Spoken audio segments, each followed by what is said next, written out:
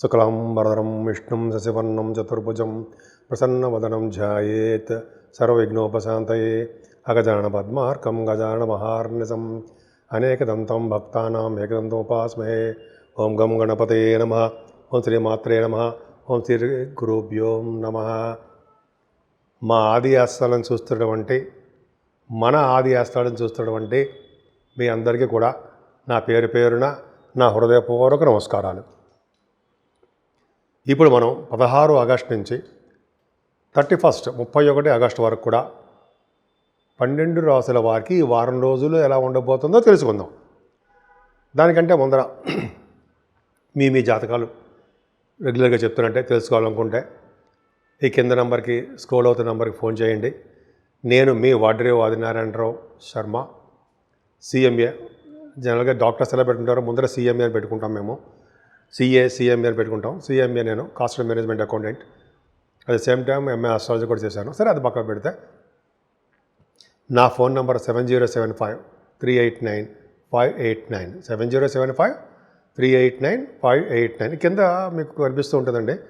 మీరు మీ జాతకాలు తెలుసుకోవాలనుకుంటే మీకు కింద స్క్రోల్ అవుతుంటే ఈ కింద నెంబర్కి మీరు డీటెయిల్స్ పెట్టేస్తే నేను తప్పకుండా నేనే డైరెక్ట్గా మీతో మాట్లాడతాను. తులారాశి వారికి సంపూర్ణ గురుదృష్టి ఉందండి. ఈ 15 రోజులు కూడా మీరు ఏ కార్యక్రమాలు ఉంటారో ఆ కార్యక్రమం దిగ్విజయంగా నడుస్తుంది, డౌటే లేదు. అంతేకాకుండా తెలివితేటలు అధికంగా ఉంటాయి. ప్రయాణాలు చేస్తూ ఉంటారు. చక్కటి సలహాలు, ఉచిత సలహాలు అంటారు కదా, ఆ సలహాలు మాత్రం మీరు బాగా ఇస్తుంటారు ఎదుటి వాళ్ళకి.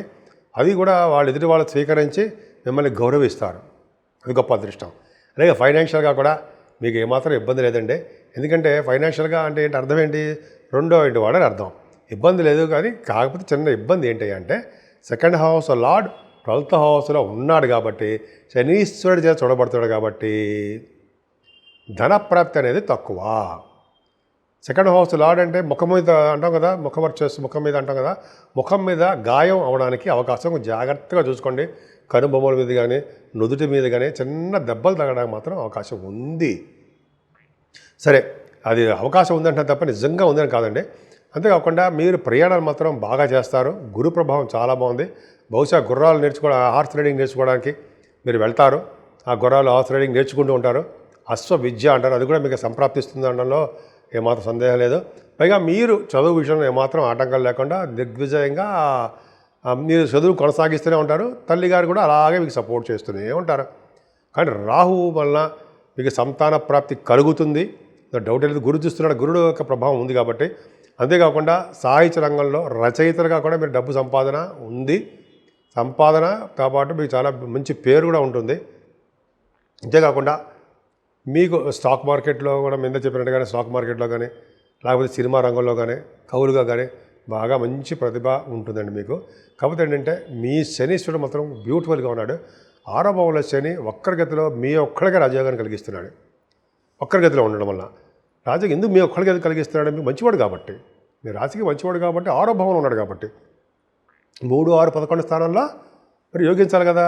ఖచ్చితంగా శనీశ్వరుడు యోగిస్తాడు. అందుకనే మీరు రాజకీయ రంగంలో ఉన్నవారికి ఉన్న రాజకీయ రంగంలో పదవులు, ప్రజాదరణ, ప్రజాసేవ, ప్రజాభిమానం నిండుగా ఉంటాయి.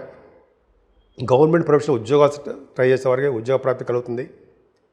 అలాగే మీరు ఏ ఎగ్జామ్స్ రాసినా ఆ ఎగ్జామ్స్ అంటే మీ క్వాలిఫికేషన్ తగ్గట్టుగా విదేశాలు అయితే సక్సెస్ అవుతారు, విదేశాలకు వెళ్తారు.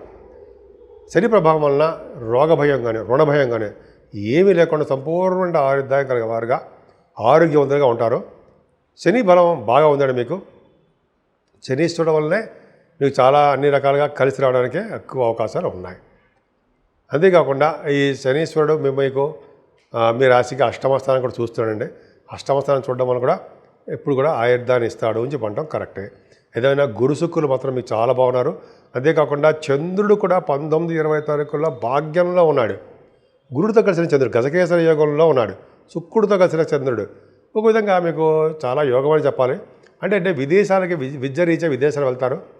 గురుడు సంబంధించినటువంటి బిజినెస్లు, న్యాయశాస్త్రము, అలాగే ఆగమ శాస్త్రము, అలాగే అర్చకత్వము అంటాం కదా కొంతమంది, అవి అలాగే బ్యాంకింగ్ రంగంలోనూ విద్యా సంస్థలోనూ ఈ వ్యాపారాలు, గోల్డ్ సిల్వర్ వ్యాపారస్తులు, అలాగే ఫుడ్ బిజినెస్లు, బట్టల వ్యాపారాలు, స్టేషనరీ, ఇవన్నీ కూడా వాళ్ళందరూ కూడా వ్యాపారాభివృద్ధి బాగా ఉంటుంది. ముఖ్యంగా నైమిసారణ్య యాత్రలు చేయడానికి అవకాశాలు మీ గురువుగారితో వెళ్తారు. ఆయనకి ఆశీస్సులు ఉన్నాయంటే చాలండి, ఖచ్చితంగా మీరు వెళ్ళి తీరుతారు. భాగ్యంలో ఉన్న గురుడు సర్వదా రక్షగా శుక్రుడు కూడా ఉన్నాడు కాబట్టి బాగా బట్టలు సినిమా రంగంలో అవకాశాలు మీకు అందిపుచ్చుకుంటారంట కదా, కరెక్ట్గా ఉంది.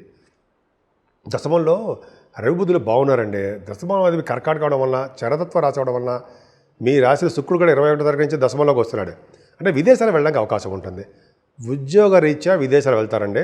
అంతేకాకుండా రవిబుధులు దశమంలో ఉన్నారు కాబట్టి ఫైనాన్స్ సంబంధించిన ఉద్యోగాలు, గవర్నమెంట్ సంబంధించిన ఉద్యోగాల్లోనూ, అలాగే రాజకీయ రంగంలో ఉన్న వాళ్ళకి పదవులు, ఈ రవిబుధుల కాంబినేషన్ దశమంలో బ్యూటిఫుల్, చాలా బాగుంది.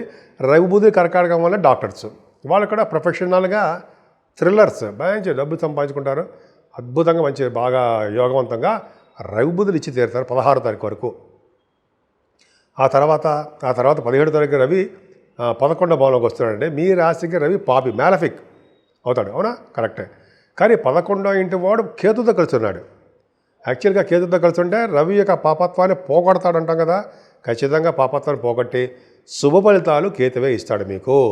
ఖచ్చితంగా మీకు ధనప్రాప్తి కలుగుతుంది. సాఫ్ట్వేర్ రంగ ఉద్యోగస్తులకి, రియల్ ఎస్టేట్ రంగంలో ఉన్నవారికి, ఈ తులారాశిలో ఉన్నవారికి డబ్బులు బాగా వస్తాయి. కానీ ఇక్కడ చిన్న ఇబ్బంది ఏంటంటే కుజుడు 12వ భావంలో ఉండడము, శని దృష్టి ఉండడం వల్ల యాక్సిడెంట్స్, అంటే ప్రయాణాలు చేస్తున్నప్పుడు, అయితే నీటి వల్ల ప్రమాదాలు, చిన్న చిన్న రోడ్డు ప్రమాదాలు, చిన్న చిన్న బోన్స్ విరగడము, చిన్న చిన్న ఆపరేషన్లు జరగడము, ఏవో మొత్తానికి అయితే చిన్న చిన్న ఇబ్బందులు కలగడానికి మాత్రము కుజుశల వల్ల ఉంది, కొంచెం ఉంది ఆ ప్రాబ్లం. కానీ అందరికీ అవుతాయని మాత్రం చెప్పలేము ఈ యాక్సిడెంట్స్ అనేవి. సో కాబట్టి వాళ్ళ జాతకాల రీత్యా, వాళ్ళు పూజించే భగవంతుడి రీత్యా ఇటువంటి యాక్సిడెంట్స్ అని దగ్గరకు వచ్చి ఆగిపోతాయి. ఎందుకనే శనీశ్వరుడు పూజించండి, సుబ్రహ్మణ్యేశ్వర స్వామి ఆరాధన చేయండి. తప్పకుండా మీరు వాళ్ళిద్దరు రక్షగా ఉండి మమ్మల్ని కాపాడుతూనే ఉంటారు. ఇప్పుడు ఈ 15 రోజులు కూడానండి, 15 రోజులు కూడా అంటే 16వ తారీఖు నుంచి 31వ తారీఖు వరకు కూడా 12 రాశుల వారికి చెప్పదగ్గ సూచనలు, రెమెడీస్ అనుకుందాం. అవి కొద్దిగా గొప్ప మనం తగ్గడానికి, అంటే మన బాధలు తగ్గడానికి అవకాశం ఉంటుంది. ఏం చేసుకుంటే బాగుంటుంది.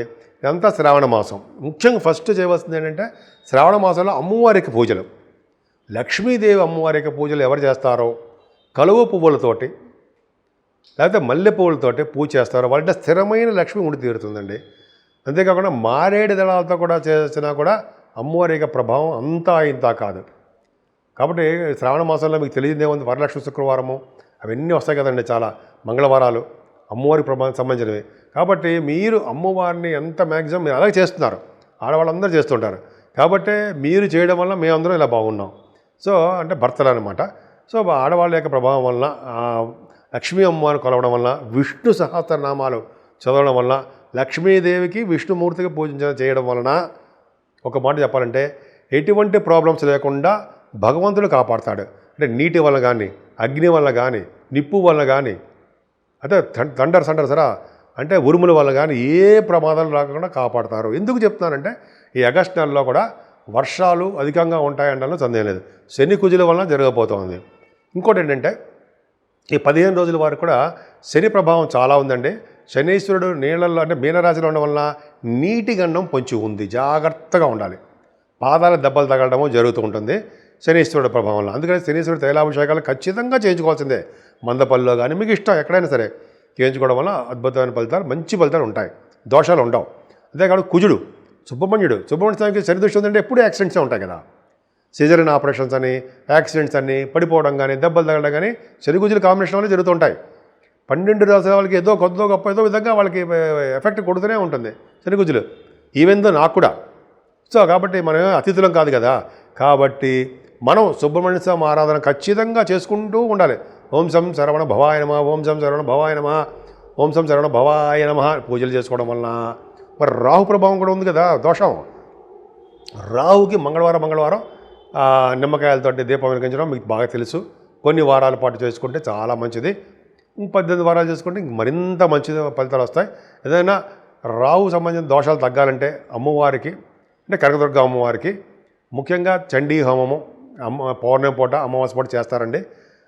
చేయించుకోవడం వలన, కుంకుమ పూజ చేయించుకోవడం వలన, అమ్మవారికి అభిషేకాలు చేయించుకోవడం వలన ఇవన్నీ కూడా మంచి ఫలితాలు రావడానికి ఒక అవకాశం ఉంది.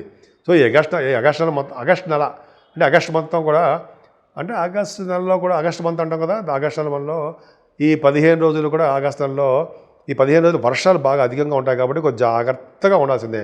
అమ్మవారిని పూజించిన వారికి, విష్ణు సహస్రనామాలు విష్ణుమూర్తిని పూజించిన వారికి, అలాగే శివాభిషేకాలు చేసిన వారికి దోషాలన్నీ కూడా తగ్గుముఖం పడడానికి అవకాశాలు ఎక్కువ ఉన్నాయండి. సో 12 రాశుల వారు కూడా చెప్పదగ్గ సూచన ఇదే. అమ్మవారిని పూజించడము, లక్ష్మీ అమ్మవారిని బాగా మనస్ఫూర్తిగా పూజించడం వలన చాలా మంచి ఫలితాలు కలుగుతాయి. ఇంకా మీకు ఓపిక ఉంటే దక్షిణామూర్తి గారిని ఆయన పూజించడం వలన సకల దోషాల పరిహారమై ఆయన దక్షిణ వైపు ఫేస్ చేస్తుంటారు కదండి. ఆయన చక్కటి విద్య, బ్రహ్మాండమైన విద్య వస్తుందండి ఆయనకి. కంటి చూపులతోనే, ఆ చూపుతోనే ఆయన మనకి విద్య ప్రాప్తిస్తుంటారు. ఆయన మాట్లాడాల్సిన అవసరం ఉండదు. ఆ శిష్యులు కూడా అలాగే చెప్తారు ఆయన. సరే, అవన్నీ మనం పక్కన పెడితే మీకు చాలా బాగుంది అని చెప్పడం సందేహం లేదండి. ముఖ్యంగా 12 రాసుల వాళ్ళకు ఆచరించదగ్గ సూచనలు ఇవి అనమాట. సో మీకు అందరికీ కూడా విజయం కలగాలని, శని కుజ రాహుల వల్ల దోషాలు సంపూర్ణంగా తొలగిపోవాలని, అమ్మవారికి ఆశీస్సులు నిండుగా మీ మీద ఉండాలని, మీరు నూరేళ్ళు బతగా ఉండాలని, పిల్ల పాపలతోటి అలాగే సంపూర్ణమైన ఆయుష్ కలిగి భార్యాభర్తలు అనురాగ దాంపత్య జీవితం ఉండాలని నేను మనస్ఫూర్తిగా కోరుకుంటున్నాను.